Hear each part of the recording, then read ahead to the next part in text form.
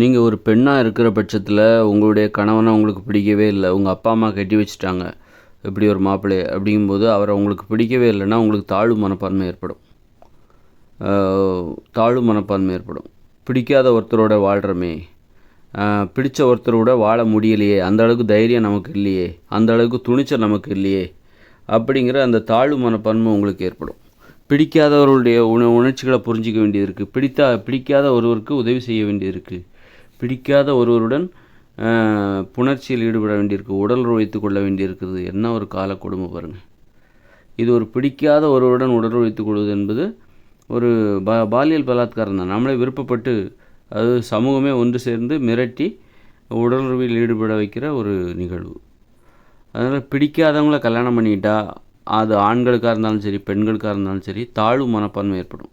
தன்னையே இழிவாக நினைக்கிற மனப்பான்மை ஏற்படும். மன உறுதி இருக்காது அவங்களுக்கு.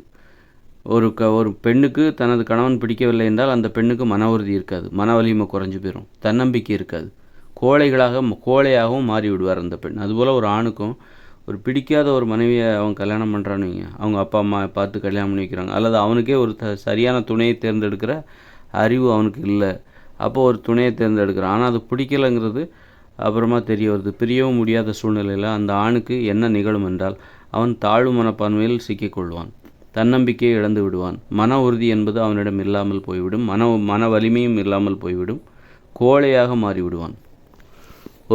அவனுக்கு வாழ்க்கையே ஒரு நரகமாக மாறிவிடும்.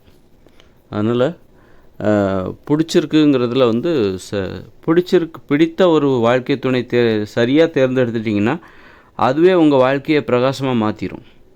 பிடிக்காத ஒருவரை நீங்கள் கல்யாணம் பண்ணிக்கிட்டீங்கன்னா நீங்கள் என்ன தான் முயற்சி பண்ணாலும், என்ன தான் இந்த மரத்தில் ஏறினாலும் கீழே, வாழ்க்கைங்கிற அந்த மரத்தில் என்ன தான் வேகமாக ஏறினாலும் 10 அடி ஏறினா இப்போ 20 அடி சறுக்கிட்டு கீழே வருவீங்க. முன்னேறிடவே மாட்டீங்க, மேலே போய்க்கிடவே மாட்டீங்க.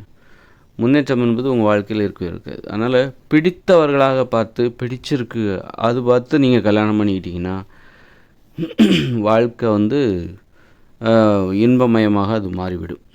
பிடிக்காதவங்கள கல்யாணம் பண்ணிக்கிட்டால் வாழ்க்கை என்பது துன்பமயமாக மாறிவிடும். சண்டை வரும், எது சொன்னாலும் தப்பாகவே புரிஞ்சுப்பாங்க.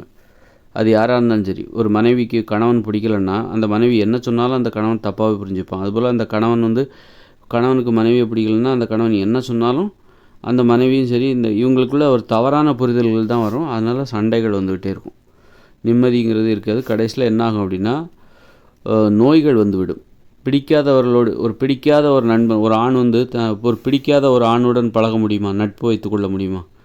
அப்படி வைத்துக்கொண்டால் என்ன நடக்கும்? சண்டை தான் வரும். அதுபோல் ஒரு பெண் பிடிக்காத ஒருத்தி கூட தனக்கு பிடிக்காத ஒரு பெண்ணிடம் பழக முடியுமா? பழகுனா சண்டை தான் வரும். அப்போ மனசில் அமைதி இல்லாமல் போயிடும். அதனால்